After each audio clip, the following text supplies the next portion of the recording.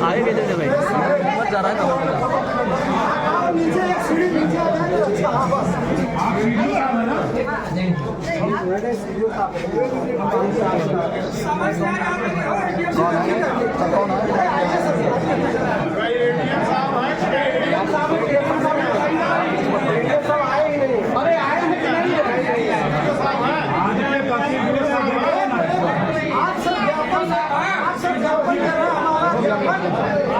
उचित माध्यम से हमारा प्रेसिडेंट ये हम लोग का निवेदन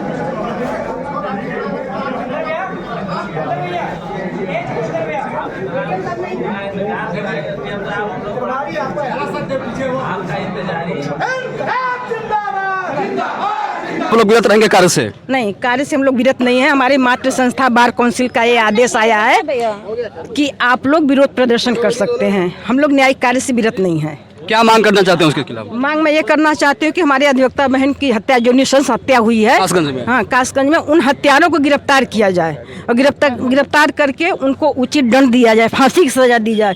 क्योंकि आज तक, अभी तक रोज किसी न किसी अधिवक्ता की हत्या होती जा रही है और सरकार हमारी मौन है। तो मैं माननीय मुख्यमंत्री जी से निवेदन करती हूँ कि वो अधिवक्ता सुरक्षा अधिनियम तत्काल लागू करें।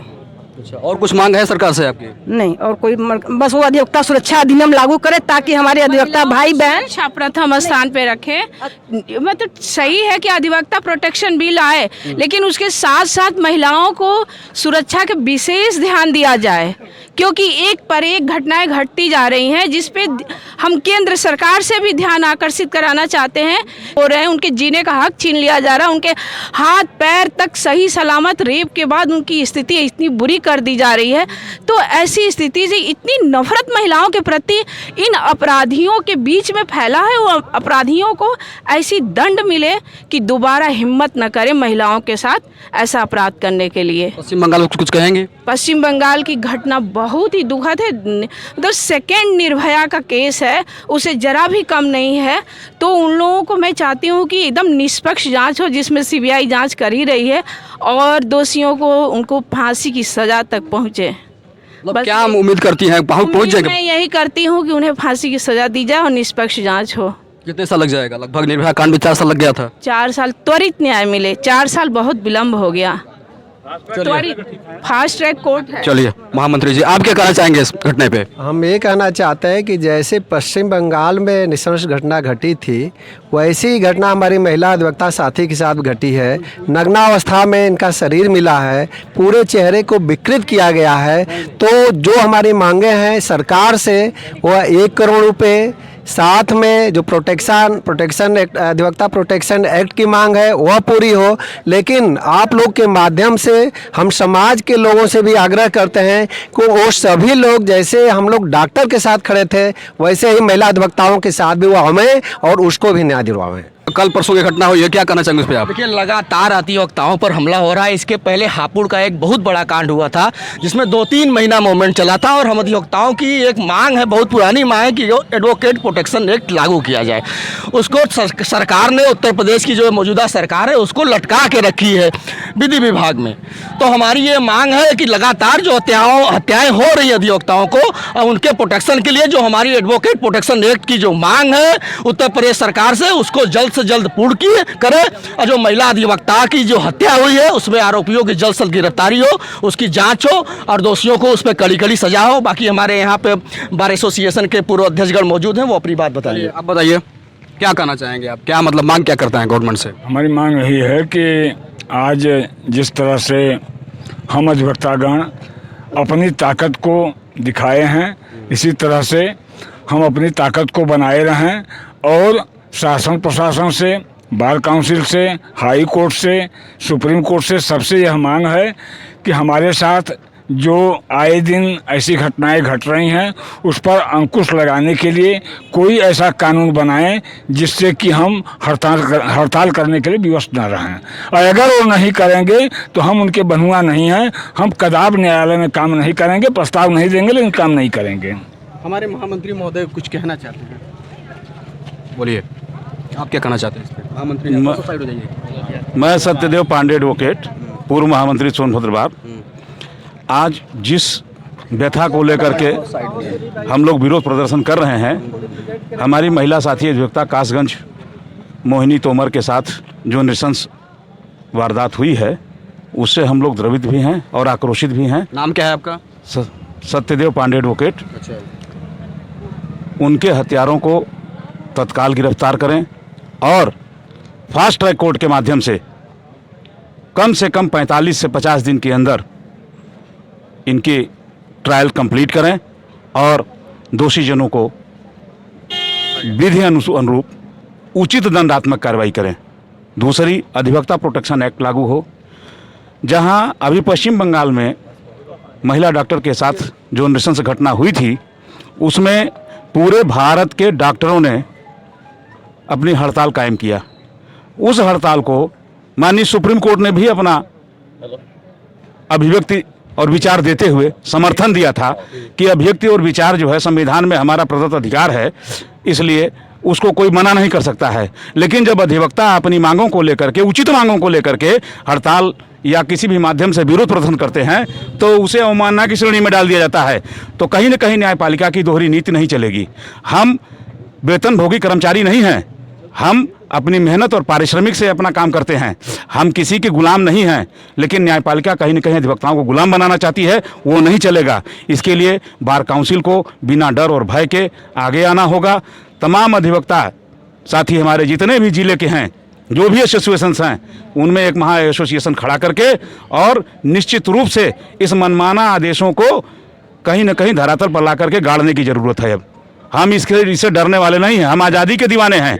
हम आज़ादी में जब बिना अधिवक्ता साथियों के, बिना उसके यह देश आज़ाद नहीं हुआ है, तो निश्चित है कि हम दूसरी आज़ादी की तरफ बढ़ रहे हैं और हम बढ़ेंगे, उसको कोई रोक नहीं पाएगा। तीसरी, महिला अधिवक्ता के परिवार को 1 करोड़ रुपए की धनराशि सरकार दे और उनके परिवार के किसी एक व्यक्ति को सरकारी नौकरी और सुरक्षा व्यवस्था कराए। आप कुछ कहना चाहेंगे? जी, आप कुछ कहना चाहेंगे, बोलिए। अवश्य कहूँगा। बोलिए अवश्य कहिए। देखिए, सर्वप्रथम तो मैं मुख्यमंत्री योगीनाथ जी से रिक्वेस्ट करूंगा या उनसे प्रश्न पूछूंगा कि क्या जिस तरह से पूरे उत्तर प्रदेश में छोटे छोटे कांड पर बुलडोजर चला है, तो क्या इस महिला के हत्या के बाद उन हत्यारों के घर पर बुलडोजर चलेगा? मुख्यमंत्री जी महोदय बुलडोजर चला करके उनके घर को ध्वस्त करेंगे और अपराधियों को इस तरह का संदेश देंगे कि अधिवक्ता जो पूरे समाज का कल्याण करता है, चाहे किसी भी हालत में आप आधी रात को फोन करिए और अधिवक्ता उसके सहयोग के लिए खड़ा रहता है, उस अधिवक्ता के साथ इस तरह जघन्य अपराध हो रहा है, महिला अधिवक्ता के साथ जो घटना हुई है, इस पर अंकुश लगाया जाएगा। पहली बात। दूसरी बात कि honourable high court, honourable supreme court ने हम लोगों के हाथ पैर जो बांधने का प्रयास किया है, हम उनसे भी यह निवेदन करेंगे कि आप अपने उस आदेश को वापस लीजिए। हम लोगों को मजबूर मत करिए कि हम बिल्कुल बैठ करके आपके खिलाफ धरना प्रदर्शन पर उतर जाएं। आपसे प्रार्थना करते हैं कि आप अपने आदेश को वापस लीजिए और जैसे पहले से चलता रहा है उसी तरह से कार्य चलता रहे, तब तो यह ठीक है। अन्यथा हम लोग निकट भविष्य में अतिशीघ्र पूरे प्रदेश के बार काउंसिल को यहीं पर सोनभद्र में बुलाऊंगा। अब यहीं से कार्यक्रम शुरू होगा कि पूरे लीड करेंगे आप लोग। यह कार्य निश्चित होगा और इन्हीं शब्दों के साथ कि अधिवक्ता एकता जिंदाबाद, अधिवक्ता एकता जिंदाबाद। धन्यवाद। आप तो रमेश पांडे बहुत पुराने अधिवक्ता हैं यहाँ के, आप क्या कहना चाहेंगे इस मैटर पर? देखिए, सरकार और न्यायपालिका इस बिंदु पर मुझे संदेह है पूर्ण रूपेण कि एक रूपता उनके अंदर स्थापित हो चुका है, जिसके तहत अधिवक्ताओं पर अंकुश लगाने का कार्य जो है किया गया है, जो कतई उचित नहीं है। इस देश के अधिवक्ताओं ने, चाहे वह आज़ादी दिलाने की बात रही हो देश को, चाहे वह किसी भी मामले में और उच्च पदों पर शोभित भी, यहाँ तक कि देश के प्रधानमंत्री, कई प्रधानमंत्री अधिवक्ता समाज से ही जो है हुए हैं। ऐसे स्थिति में इन पर अंकुश लगाना कतई उचित नहीं है और निश्चित रूप से यह जो आदेश आया है इसको वापस लेना चाहिए।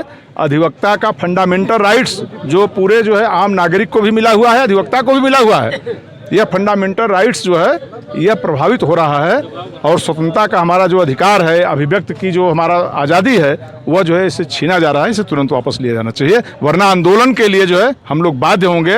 और लड़ाई अगर इस देश को, अगर लड़ाई लड़ करके अधिवक्ता इस देश को आज़ाद करा सकते हैं तो ये कानून तोड़ने में कोई टाइम नहीं लगेगा, हमको मजबूर न किया जाए। मतलब क्या कानून के रखवाले हैं, आप कानून तोड़ना चाहते हैं तो तोड़ेंगे? ऐसा कानून रक्षक ही इस प्रकार से अंकुश लगा दे तो चाबुक लगाने की भी एक क्षमता होती है, एक सीमा होती है। अगर इतना ज्यादा चाबुक लगा दिया जाए कि अधिवक्ता को अपना अस्तित्व ही बचाने की जब नौबत आ जाएगी तो हम कुछ भी संघर्ष करने के लिए तैयार हैं, उससे पीछे नहीं हटेंगे। चलिए, अभी आप लोग महिला हैं, महिलाओं के दर्द को बढ़िया समझती हैं, थोड़ा सा इधर होइए, आप कुछ बोलना चाहते हैं, बोलिए। हम वर्तमान गवर्नमेंट से ये बोलना चाहते हैं कि आखिर ये सिर्फ बातों से महिलाओं की सुरक्षा कब तक करेंगे? हमारे इस समाज में न तो डॉक्टर सुरक्षित हैं, अभी आपने देखा ना डॉक्टर महिला के साथ क्या हुआ। हमारी अधिवक्ता पश्चिम बंगाल की बात कर रही हैं? बिल्कुल, हम अभी अपनी बहन जो है, हमारी अधिवक्ता जो है ना, मोहिनी तोमर जी के साथ क्या हुआ, ये देखिए बहुत ही निंदनीय है। और ये जो कहते हैं बाबा हमारे आदित्यनाथ योगी जी की हमारा बुलडोजर चलेगा, आखिर ये बुलडोजर कब चलेगा? अगर उनसे महिलाओं की सुरक्षा नहीं हो पा रही है तो हम तो कहेंगे वो इस्तीफा दें। ऐसी सरकार को है ना बैठने का कोई अधिकार नहीं है, कोई राइट नहीं है। और हमारी महिलाओं को सुरक्षा चाहिए और सिर्फ बातों से नहीं। और दूसरी बात ये कह सकते हैं कि हम आधी आबादी, हम महिलाएं अगर घर चला सकते हैं तो ये देश चला सकते हैं। या तो गवर्नमेंट महिला की सुरक्षा करे या तो वो चूड़ियाँ पहने और घर में बैठे, हम लोग कर सकते हैं। और यही बात हमारी जो अधिवक्ता लोग हैं, हमारे जितने भी सब साथी हैं, ये एकजुट है। अभी आपको पता चला कि हम लोग इस देश को आज़ाद कराए हैं, है ना, तो हम लोग सचमुच कुछ भी कर सकते हैं, ये जान लीजिए, अपनी सुरक्षा के लिए। इसलिए ये सरकार होश में आए, या तो महिला सुरक्षा जो है बिल लागू करे, महिलाओं को सुरक्षा दे, या तो फिर इस्तीफा दे। और कुछ बोलना चाहते हैं इस मुद्दे पे, बोलिए। आज जो लगातार महिलाओं के साथ इस तरह से जघन्य घटनाएं घट रही है, कोई भी दिन नहीं है कि जो इस तरह का घटनाएं नहीं आ रही है। आप जो दिल्ली में निर्भया देख लीजिए, कलकत्ते में देख लीजिए, डॉक्टर के साथ देख लीजिए, हाथरस का देख लीजिए, अभी BHU का आप देख लीजिए कि आए दिन वो लड़के जो है कि जबकि बीजेपी के ही कार्यकर्ता रहे हैं और उनकी अभी छोड़ दिया गया सुरक्षित, उस महिला को कितना न्याय मिला। और हमारी जो अभी महिला मोहिनी तोमर के साथ घटना घटी है, न्यायालय में ही घटी है।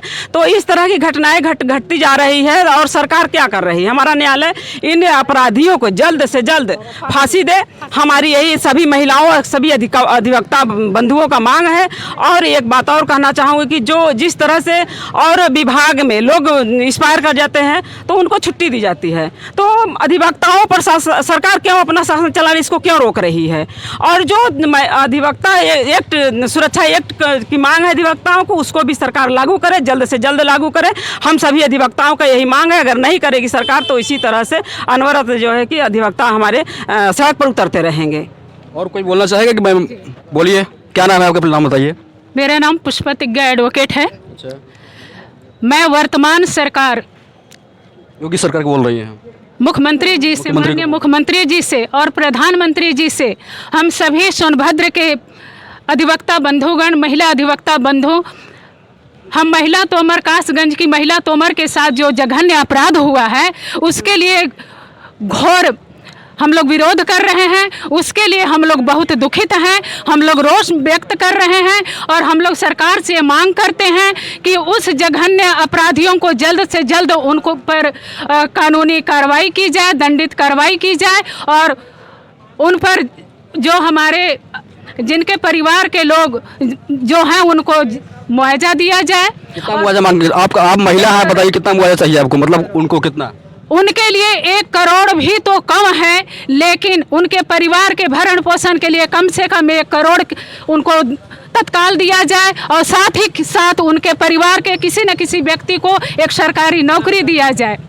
और हमारी महिलाएं असुरक्षित हैं, चाहे महिला अधिवक्ता हो, चाहे डॉक्टर हो, चाहे टीचर हो, चाहे आम पब्लिक, आम हमारे महिला समाज हो। सरकार तो ये कहती है कि महिलाओं को आगे बढ़ाओ, महिलाओं को शिक्षित करो, बेटी पढ़ाओ, लेकिन सरकार इस पर बिल्कुल ध्यान नहीं दे रही है। सरकार बिल्कुल इस पर मौन बैठी हुई है। हम लोग सरकार से यह मांग करते हैं कि हमारी महिलाओं के लिए, हमारी महिला अधिवक्ता बहनों की तरफ से विशेष यह निवेदन है कि वह महिला सुरक्षा अधिनियम को जल्द से जल्द लागू करे और महिलाओं की सुरक्षा की व्यवस्था करे। यही हमारी मांग। अभी अंदर ज्ञापन दिया गया था, किसको ज्ञापन दी थी आप? उसको मतलब किस अधिकारी को ज्ञापन दी थी? अंदर ज्ञापन दिया गया था महिलाओं के द्वारा?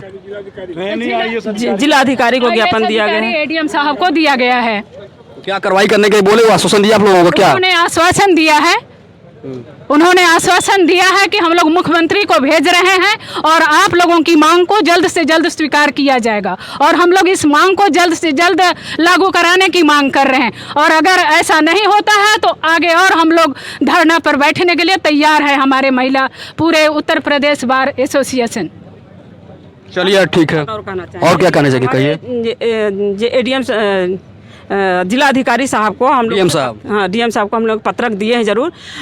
वो जो है कि वहाँ के लिए मांग किया गया है, लेकिन यहाँ सोनभद्र में भी मैं मांग करूँगी, सोनभद्र में महिलाओं के लिए कोई सुरक्षा की व्यवस्था नहीं है अपने परिसर में, यहाँ न्यायालय में। मतलब कोई तरह की सुरक्षा चाहते हैं? कौन सा तरीका? से महिलाओं को बैठने की सुरक्षा नहीं है, उनके बाथरूम शौचालय नहीं है, उनके लिए आराम गृह नहीं है। तो हमारे जो है कि अधिकारी साहब हम लोगों को यहाँ व्यवस्था कराने की कोशिश करें। कौन कराएगा? डीएम साहब? डीएम साहब कराएं, जो भी जिसके भी अंडर में आता है वो कराएं, उनसे वो करवाएं।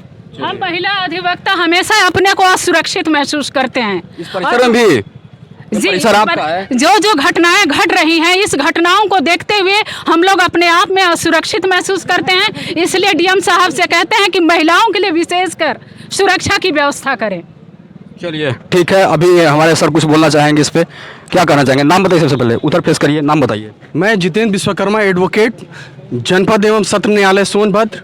मैं पूरे अधिवक्ता समाज की तरफ से उत्तर प्रदेश सरकार से यह मांग करता हूं कि विगत कई वर्षों से अधिवक्ता प्रोटेक्शन एक्ट लागू करने के लिए हमारे सभी अधिवक्ता महोदय लामबंद हुए, लेकिन किन्हीं कारणों से अधिवक्ता प्रोटेक्शन एक्ट लागू नहीं किया जा सका, जिसका कारण यह हुआ कि हमारे उत्तर प्रदेश की अधिवक्ता महिला की नृशंस हत्या कर दी गई और हमलावर इतने विस्तृत रूप से इस आपराधिक मामले में संलिप्त हैं कि अभी तक उनको सजा का प्रावधान भी नहीं किया गया है।